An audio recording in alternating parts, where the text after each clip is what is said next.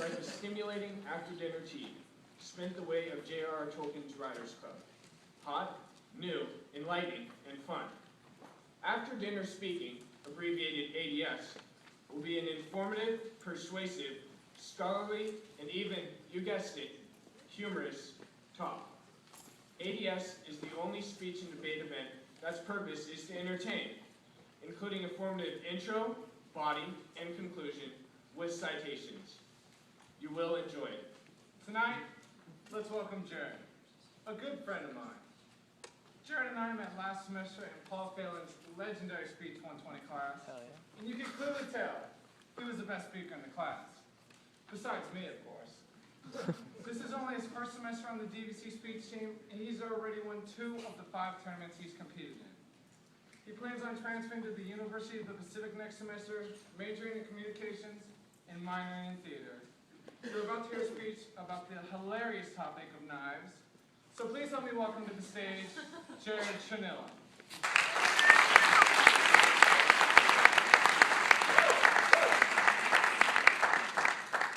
Thank you, Cam and Simeon, for that great introduction.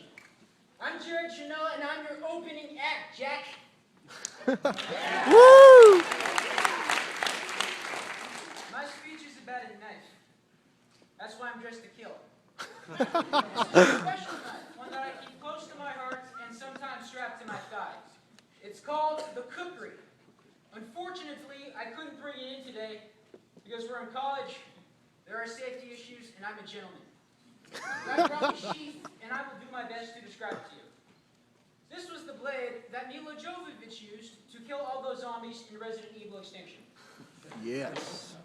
I'm no weapons expert, but I have researched the Kukri thoroughly, with the intent of showing you all the uniqueness of this weapon. By looking at its Mr. Phelan origin, said it's okay. the design and details of the blade and handle, its utility and importance. Just to warn you, I'm going to be talking about hacking, slashing, and beheading with a knife. And I'm going to get really funny with a knife. God. So please relax and enjoy. Let's begin with the history lesson. The Kukri originated in Nepal. The first known were owned by Prince Dhruv Shah, who established the Shah dynasty in 1559 with his conquest of the Gurkha. The Gurkha are the formidable fighting forces of the Nepalese army. To them, the Kukri represents courage and valor. They effectively used the Kukri in the Gurkha War, which took place between 1814 and 1816 against the British East India Company. Unfortunately, Nepal brought a knife to a gunfight and was promptly creamed, and then forced to cede 1/3 of their land to Great Britain. But this war first introduced the Kukri to the Western world. The name Kukri is actually a Western pronunciation. In Nepal, it's pronounced Kukri, or simply Gurkha blade. It's a cut above the rest. You can find them on Amazon.com, but sales tax is a killer.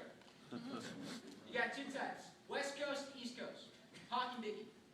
In this case, East Coast is the thin one and is referred to as the Siru leaf blade or Siru blade. West Coast is broader and is referred to as the bamboo leaf blade or boss paste. The blade is designer. It's not just for men, it's for women. It comes in 3 sizes. You got your small, your standard, and your large. Despite the different sizes, KukriBlades.com classifies it as a knife. It's similar to the machete that is designed for chopping and cutting. The small Kukri can be used as a throwing knife or a can opener. You can shave with it. It's very hard to cut your hair. It's not used in bar mitzvahs, and according to circumcisions.com, it's not used by a moil. And for those of you who aren't Jewish, it's the title of the guy my parents hired to cut off the tip of my schmeckle. But it is used in weddings. In a Nepalese wedding, the groom fastens the small Kukri around his neck. The knife going in the sheath represents the unity between a man and a woman. That man. Your standard issued Kukri is 16 to 18 inches long, 1 to 2 pounds heavy. It's curved, and that makes it very effective for silent type killings. Because an assassin stalking someone with a regular knife, being silent, professional even, and then stabbing the guy in the back, the victim is going to make a sound, which is extremely inconvenient. Because his buddies are going to get mad, they're going to call my mom, and I'm going to get in trouble. But one swipe of the neck of the kukri, no sound, and no head. It's not always a clean cut like that, though. Sometimes the kukri gets wedged. It's wedged, everybody. Gee whiz, that's embarrassing. Luckily, the kukri has a smooth spine, meaning if I can't quite get the fucker's head off on the first go, I can give the kukri a little push. And get that nice, clean, satisfactory cut that gets the job done. And for that prime cut, material is key. Kukris are forged hollow from steel with a metal fuller inserted, which lightens the blade yet helps it maintain that destructive power. Fun fact, modern kukris are forged from recycled truck suspensions, so it's an eco-friendly weapon. Meaning when you're slicing and dicing, you're actually helping to reduce your carbon footprint. Because it's good to be green. Moving down the blade, there is a notch, and according to ryogokori.com, it serves both practical and ceremonial purposes. Practical purpose for the notch is that it keeps blood and sap from trickling down the blade onto the handle. The ceremonial purpose for the notch is that it resembles a cow's foot. Because in the Hindu religion, cows are worshipped as goddesses, representing wealth, abundance, and full earthly lives. And it serves as a reminder to never kill a cow. Don't kill. In fact, don't even talk about killing. Example 1, it's distasteful.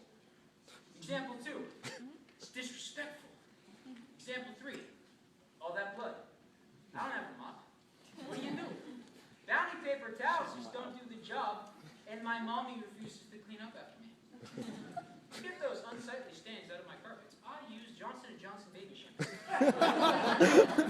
No more tears. And that brings me to safety. I highly recommend that you don't juggle the kukri. If they go up and they come down incorrectly, whole new meaning to the term disarmament. An interview conducted on KukriSports.com featured former circus performer Jensen Lee. In the interview, Lee stated, and I quote, "When it fell in my foot, it hurt like a son of a bitch." Ladies and gentlemen of the audience, we can entirely agree with that statement. My advice is that if you do get the urge to juggle, you'll want to grip it by the handle. Handles are made out of hardwood or water buffalo horn, but can also be made out of bone, ivory, or steel. They're smooth, lightly rounded with a big butt. And that serves for better control when chopping and cutting, and makes the kukri just so darn comfortable to wield. But when you're done wielding, you'll want to put it somewhere in the sheath, which can be leather-wrapped or hardwood. This is an example of a leather-wrapped sheath. They can also hold an extra knife or supply pouch. You want to know what this puppy holds? The large kukri. I'm talking 31 inches from the tip of the top of the blade to the bottom of the base and the handle. This is what I'm packing. It's just too big for practical use. So it's used in rituals. According to NepalesCookery.com, in a part of the Hindu religion, you get the strongest guy in the village to cut the head off of a water buffalo. If he's able to get that sucker's head off in one cut, the village will have bountiful crops the following year. Let's take a moment to remember the movie Apocalypse Now. That big end scene when Willard is about to confront and kill Colonel Kurtz. Simultaneously, you see some locals in the background about to sacrifice a water buffalo with their kukri. Those people are actually a real tribe called the Ifeago, who on the last day of shooting the film, sacrificed the water buffalo in a blood ritual, to spill the blood from their body, to spill the sins from their hearts. Let's get the strongest guy in this room to cut the head off of a watermelon. I nominate myself. If I'm able to get that melon's head off in one swing, we will have good grades next semester.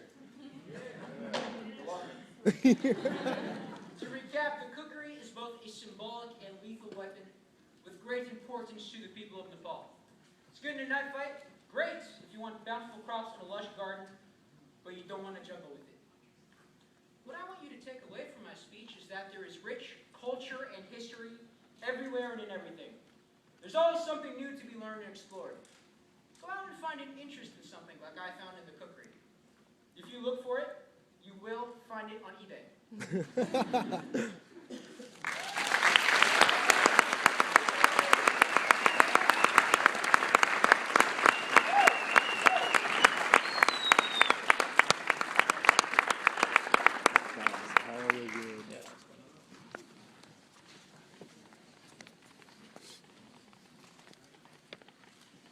everyone. Thank you all for coming. I hope you were entertained by the ABS. My name is Greg Kling, and it's my distinct honor to introduce the next type of speech as well as the speaker. The next speech you guys are going to be hearing is called an impromptu speech, wherein everyone who presents it has 7 minutes to prepare and then deliver a speech. 7 minutes to come up with the topics,